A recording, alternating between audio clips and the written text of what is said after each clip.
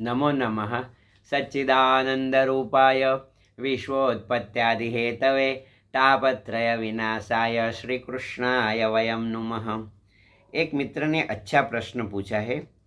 ओम नमः। सादर प्रणाम गुरुजी, आपकी मेरे पर विशेष अनुकंपा है, कृपया इसे बनाए रखें।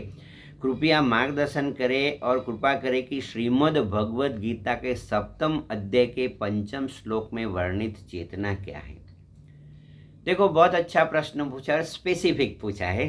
तो अभी देखो, भगवद गीता में आप ऐसे 7वां अध्याय, मेरे हाथ में भी भगवद गीता है अभी, और उसमें जो 5वां 5th श्लोक के बारे में पूछा है कि वो चेतना क्या है। तो वो हम लोग चौथा श्लोक जो है वो आगे वाला भी ऐसे देखना पड़ेगा। जैसे अभी आप है ना, तो अगले जन्म के बारे में सोचो, प्रीवियस बर्थ की आप पहले कौन थे, आपको ये मनुष्य शरीर क्यों मिला, आपने कितने पुण्य किए होगे। बहु पुण्य केरा पुंज थी शुभ देह मानव नो मड़्यो। बहु पुण्य के बाद ये मनुष्य जन्म मिला है और आपको परमात्मा में रुचि है, उससे भी बड़ी बात है। तो दुर्लभम मानुषम जन्म, ये आपको जो दुर्लभ मनुष्य जन्म मिला है और आप सार्थक कर रहे हैं। अभी अभी यूट्यूब जो माता है ना, तो अच्छा अच्छा ज्ञान भी दे रही है, तो आपको ज्ञान भी मिल रहा है। तो मैं श्लोक बोलता हूँ, फिर हम समझते थे। भूमिरापो नलो वायु खम मनो बुद्धिरेव च अहंकार इति इति यम में भिन्न प्रकृतिरस्तदा। ये जो श्लोक है उसमें ऐसे मैं आपसे बताया कि भूमि रापो नलो वायु मीन्स उसका मतलब रहता है पृथ्वी जल अग्नि वायु और आकाश, फिर मन बुद्धि और अहंकार। तो ये प्रकार के बताएंगे अष्ट प्रकृति है। तो अभी देखो, आपके बारे में बता रहा है कि ये जो आप है ना, तो पृथ्वी जल अग्नि वायु और आकाश, ये पंच तत्व है। फिर ये मन है। मन का मतलब है कि ऐसे जैसे आपके सामने एक वीडियो आता है, तो मैं कौन सा वीडियो देखूं।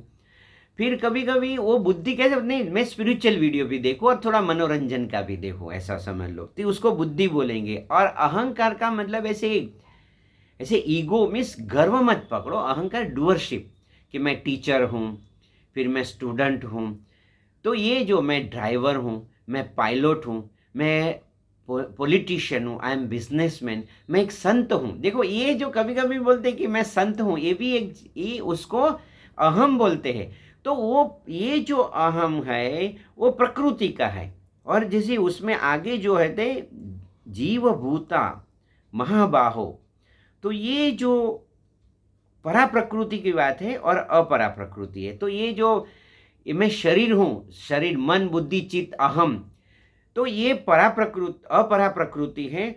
और आपके भीतर एक चैतन्य तत्व है, तो ये परा प्रकृति है। तो अभी जीव रूपा है, तो इससे भी एक और आगे है, ऐसा समझ लो कि आप तो भी ये जो 7वां अध्याय उसका जो हेडिंग देखो, ज्ञान विज्ञान योग है। तो ज्ञान का मतलब है कि नॉर्मल, और विज्ञान का मतलब विशेष ज्ञान। और संस्कृत में विज्ञान को मतलब बोलते हैं प्रज्ञा, बुद्धि, विशेष बुद्धि आपको मिलेगी। तो मैं आपको कॉन्शियसनेस के बारे में उन्होंने जो बताया है कि चेतना, वर्णित चेतना क्या है। तो अभी की देखो, गीता के बारे में बहुत विद्वान लोगों ने अपनी राय बताया है। बहुत बड़े बड़े योगी हो गए, बड़े बड़े संत महात्मा हुए, उन्होंने अपनी गीता पे बताया है। तो मुझे आपको क्या समझाना है, मैं अपने हिसाब से समझाता हूँ। तो आप क्या करो, मैं जब ऐसा कोई टेक्निकल प्रश्न आता है तो मैं लोगों को बताता हूँ कि पहले आप क्या करते हो। ध्यान करते हो, शब्द भगवान का नाम लेते हो, गहरा श्वास लीजिए, ओम नमः ओम नमः ओम नमः, फिर ओम नमो भगवते वासुदेव। पहले शब्द का अनुसंधान 10 मिनट करो, फिर 5 से 10 मिनट तक आंखें बंद करके सोचो, मैं ब्रह्म हूँ, मैं दिव्य हूँ, मैं शुद्ध हूँ, मैं बुद्ध हूँ, ऐसा सोचो।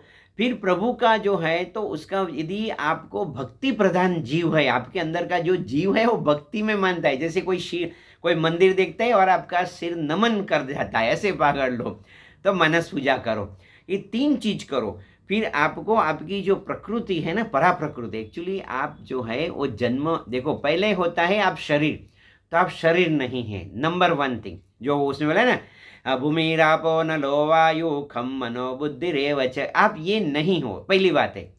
मनोबुद्धि अहंकारम चित्तानि नाहम, मैं मन नहीं बुद्धि नहीं, तो ये आप शरीर नहीं हो। फिर ये जन्म मरण जो है ना, वो जो जन्म और मरण जो होता है ना, वो आप जीव भी नहीं हो, आप तो शुद्ध बुद्ध मुक्त पूर्ण ऐसी ऐसी कॉन्शियसनेस हो। आप जो प्योर कॉन्शियस बोलते हैं उसको एब्सोल्यूट कॉन्शियसनेस बोलते हैं।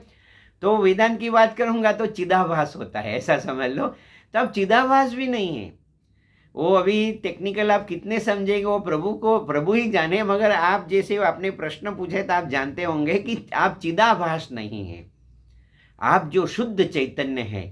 तो वो आप अपना जो स्वरूप है उसके लिए देखो, अभी मैंने आपको बताया, तो मेरा एक कर्तव्य होता है कि आप प्रश्न पूछते हैं तो मैं आपको ऐसे जवाब देता हूं। तो पहले आप साधना करो। क्या करो?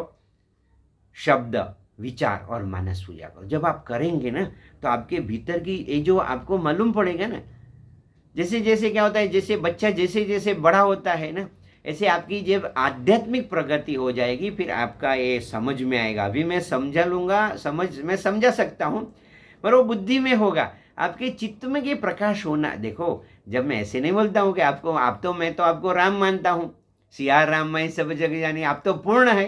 तो भी प्रश्न है तो इसका जवाब ऐसे बनता है कि चेतन प्रकृति जो है उसको पहचानो, और आगे आगे जो भगवान बताएंगे। आप गीता का जैसे आप पढ़ते होंगे, तो आपने मुझे प्रश्न पूछा और आपका प्रश्न का यही जवाब है कि ये जो जैसे पहली अपरा प्रकृति में ये शरीर आता है, फिर उसमें ही ऐसे लेटेंट अनकॉन्शियस शब्द यदि समझ में आता है तो लेटेंट अनकॉन्शियस में वो जो है वो चिदाभास बोलेंगे।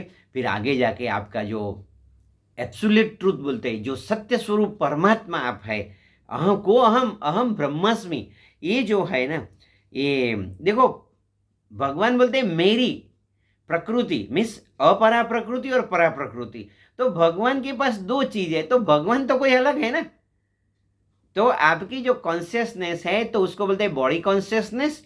फिर बोलता है कि ऐसे ऐसे समझ लो कि चिदाभास बोलते हैं, उसको बोलते हैं रिफ्लेक्टेड कॉन्शियसनेस, ऐसा समझ लो। मीन्स जीव भाव बोलते हैं। जैसे मैं अपनी एकदम अपनी भाषा में बोलूँ तो शरीर भाव, जीव भाव और आत्म भाव, ऐसे समझ लो। तो आपको क्या करना है? शरीर भाव से परे होना है, फिर जीव भाव से परे होना है, आत्म स्थिति में आत्म भाव में स्थित होना है। और आप कैसे जाएंगे? तो दो बातें, आंखें बंद करके ध्यान करो, शब्द विचार चित्र करो। आपके अंदर जो वो है, तो जो कॉन्शियसनेस बताए ना शरीर का है वो भी काम करता है, तो बॉडी कॉन्शियसनेस। फिर जैसे बताया कि जो आपका जो चिदाभास है, reflected consciousness, body consciousness, reflect consciousness और डिवाइन कॉन्शियसनेस। तो उसका हिंदी में बोलेंगे शरीर भाव, फिर जीव भाव और आत्म भाव। तो आत्म भाव में आप स्थित होने की कोशिश कीजिए। उसके लिए ऋषि मुनि ने बताया श्रवण करो, मनन करो और निधिध्यासन करो। ये नहीं होता है तो जप करो, फिर तप करो और फिर साधना करो। वो पतंजलि मुनि बताए तपः स्वाध्याय ईश्वर प्रणिधानी क्रिया योग। तो आपको जरूर आपकी विकास होगा, आपका आध्यात्मिक विकास हो जाए, आप अपने स्वरूप को पहचानो, आपको अपनी स्वरूप की उपलब्धि हो जाए, ऐसा मैं आपको आशीर्वाद देता हूँ। May God bless you. आनंद में रहो, मौज में रहो, हर हाल में खुश रहो। Enjoy every moment of the life. ओम नमः। ओम नमः। ओम नमः।